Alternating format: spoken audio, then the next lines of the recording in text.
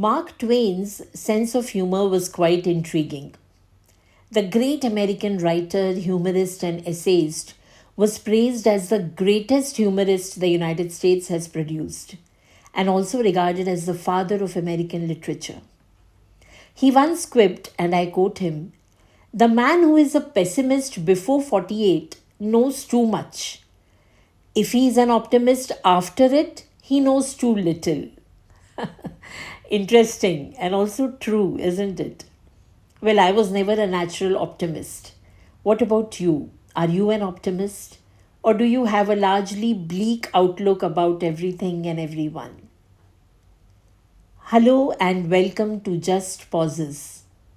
Actually, I and surely many like me are not always thorough optimists about everything and everyone, and nor do we harbor a full blown pessimistic overview. Have you taken a pause and wondered about yourself at any time? I feel that branding or labeling is futile. No one can be a thorough optimist all the time, and nor is it the other way round. All is mixed, all are mixed, weathers are mixed, and outlooks are mixed too. But yes, the time taken to pamper a given state of mind matters. How long one chooses to be grumpy or a cynic, and how much do we sink deep down, and how long we nurse our bleak views down there, all of it matters. In order to live well, springing back and forth works very well. Just as everything about life and people is a mixed deal, so it is with this outlook, this worldview. Like all our emotions are almost transient and experiences are fleeting, so are our views of this world and of the people with whom our lives are intertwined. From the depths of despair, we rise to upbeat outlooks in a moment. And this is good too, don't you think so? A little flexibility, a little contrast, and a little impermanence is good, isn't it? Instead of just one fixed label on oneself. I read this joke the other day.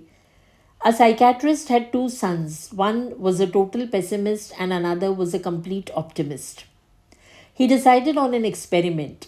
For Christmas, he filled the pessimist's room with hundreds of beautifully wrapped gifts, and he dumped a heap of horse manure in the optimist's room. On Christmas morning, he saw the pessimist boy sitting motionless at the center of his room, eyeing all his gifts very suspiciously. No smile on his face. But in the room of his optimist son, he saw that his boy was filled with joy. He was digging happily in the smelly pile. And when he asked his kid, "What are you doing?" the little boy answered, "Daddy, with all this horse dung, there has got to be a pony in there someplace." Perhaps because I am not one, that I really feel amused and happy when I meet an optimist or read about one. Largely, though, there are contrasts we see all around us. The same person, optimist in one situation or in one area, and quite the reverse in another. I'm reminded of a few words of the great philosopher Albert Camus. Have you heard of him or read about him? Born in 1913, Albert Camus was a French Algerian writer, philosopher, and Nobel laureate known for his philosophy of the absurd. He was born in a very poor family in Algeria. His mother was deaf and illiterate, while his father was a poor agricultural worker who, before Camus could even know him, was killed in action during the First World War. While his identity and poor background impacted his life, at the same time there was a teacher who helped him with studies and assisted him in securing scholarships, towards whom he remained in great gratitude and affection.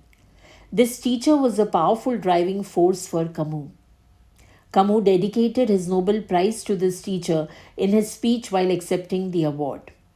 He is, till date, the second youngest recipient of the Nobel Prize, and he was honored with the award for his contributions to literature. And he was only 44 years old at that time when he got the award in 1957. As a child, Camus loved playing football and he was praised for playing the game with a lot of passion. But that joy was short lived when he was diagnosed with TB at the age of 17 years. Thereafter, the struggles surmounted. He did several odd jobs, but somehow he pushed himself forward with great courage. And in this later phase, another teacher of his impacted him and his thoughts. Albert Camus became a prominent journalist and author. He was an advocate of freedom. He died tragically in a car crash at the age of 46 years. He was not unfamiliar with pain and struggle. He had heaps of all of that. His worldview was that life has no meaning. It is absurd to search for one. Naturally, one would therefore presume that he was a pessimist, someone bereft of hope and cheer. And yet, a few words of his betray the pessimism which many assumed he had. He once said, and I quote him, "In the depth of winter, I finally learned that within me there lay an invincible summer. And that makes me happy, for it says that no matter how hard the world pushes against me, within me there is something stronger, something better pushing right back." Beautiful, isn't it? Even if life is absurd, he says that it is no reason to give up, but rather a reason to live on, to go on. Camus had seen and lived through war, losses, and the absurdity of existence. Perhaps there was darkness inside, but then the above words give us a glimpse of that little sunshine which surely glimmered inside too. While all of us have to live our winters, if we just take pauses and keep peeping inside seriously, have a word or two quietly with oneself, we are very likely to bump into an invincible summer, a quiet resilience that can survive all weather conditions. Thank you.